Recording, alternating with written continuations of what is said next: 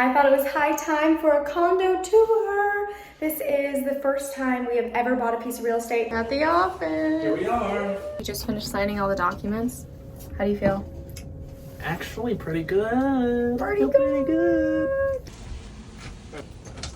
What is that? What is it? Gotta carry you through our first tour. Here we are. We're home! So we're first-time home buyers or first-time condo buyers, but it's very small. I'm gonna preface you. It's very small, but it's what we could afford, and we're gonna make every square inch beautiful. We're gonna have to be very intentional with everything that we do. So that's what we plan to do with this place. And the little entryway, we're gonna do a shoe rack here, add some texture on the walls, repaint, put a piece of decorative wood across and have hooks for coats and stuff like that. So it'll kind of be like a little debrief area, put down groceries if you need to, open the door and get in. Okay, I'm gonna flip views so we can see what's inside. So you walk in and you immediately see the living room. I love this right here. This is something that definitely sold us on the property. I felt like it just gives it so much character, and I have a lot of ideas for what to do here and here. We'll start by painting everything a brighter, warmer tone color all the way up through the ceilings. Then we'll add these built-ins, potentially do an art shape at the top, and then add a faux fireplace and a picture frame TV above it. We're currently trying to pick paint colors. You can help us choose. We're leaning towards this one, which also is this one right here. It's Swiss Coffee by Benjamin Moore. And I think it's light enough to brighten up the space, but it still has warmer tones in it to kind of dim it down. The wood floors are really beautiful and very warm. So I wanted to play on those rather than keeping it super cool tones in here. I mean, this gray is beautiful, but I just am going with something different. Outside the window, there's currently luxury condo buildings going up across the street, but we have this beautiful park right here. And then actually, we're calling this oceanfront property because you can see the beach right there. But I think this condo is probably gonna block our view, but it's a very pretty street, real close to the beach. And then over here, we have a giant closet, which is great for storage.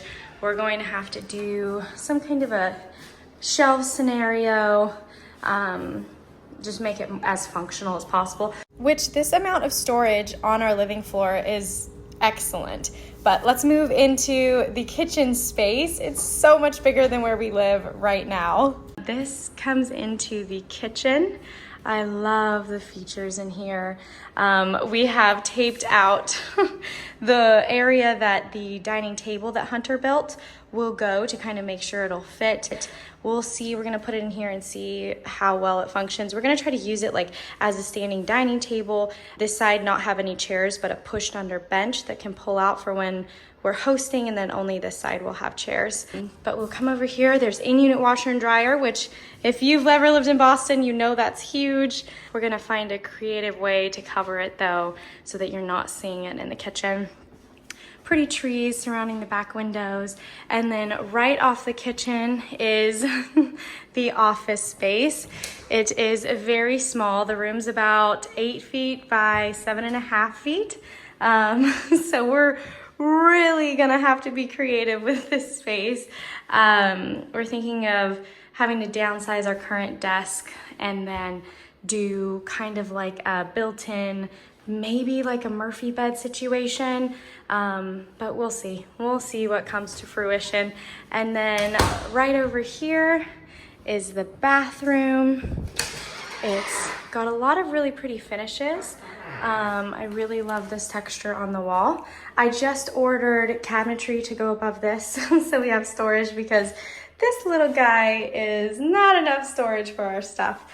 And then I love the tiling on the background of the shower, and I love, well, we'll see about if the head stays or not. I like that it's kind of like rain shower-esque, but I kind of want one that has like a handheld attachment too. Okay, let's move into our bedroom. Last but not least, well, actually it is least, it is such a small room, so small. Have your hopes thinking it looks like a closet, equivalent to what we saw there. That's practically what this is, but I think we can work with it. Here we go. I love the natural lighting in this place for sure, but that's it. It just ends right there. We have taped out our bed size to kind of see how much walking space we'll have. We have just enough room to walk around it.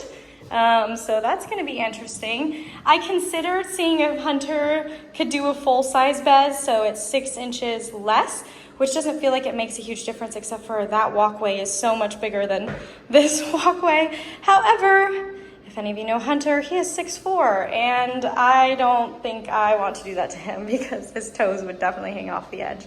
But over here, we do have this really pretty natural lighting that's consistently coming in. So we're gonna do a floor to ceiling wardrobe here.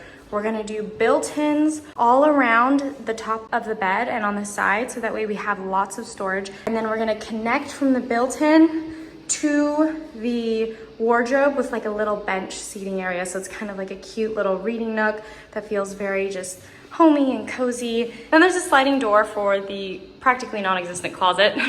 I hate this. I think that sliding barn doors are fantastic in a space that works where you don't need precious wall space, but this just takes up so much space there. So I think what we're gonna do is, Hunter talked about building a Murphy door, which is like this built-in bookcase, but then you can actually pull the siding of it and it opens up to like, it looks like a hidden door, and then there's something behind it. So we're thinking of doing that because that will give us a little bit of storage.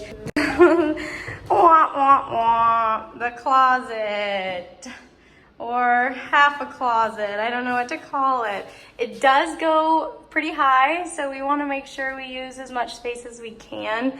We're thinking of doing shelving here for shoes, like just enough of a slot for shoes to go, and then taking the poles this way, because this way is so much longer than this way, and we hang the majority of our clothes, so we need more hanging space than anything. But us incorporating that wardrobe over here will be a huge plus for the closet space. I'm also thinking about up here on top of this wall, installing like one of those pull down, I don't know what they're called, just projector screens. The pull down things that kind of come over this whole wall, and then on the built-in above the bed have a projector, so while we're in bed we can just pull it down, watch a show. I could honestly not be more excited. I think it's gonna be a challenge to make some of these spaces feel really large while they're still so small. The square footage on the space is about 600 square feet. This unit also has roof rights, so we're considering building a roof deck, which the access to it would be from this window in the kitchen. We might like make the window larger, maybe make it into a door, and then you would go outside to like a fire escape egress and then take it up to a roof deck. Eventually, we have to recuperate costs from this first off and then think about that long term. But I'm so excited to start decorating and start making this space feel a lot bigger than it is. So follow along.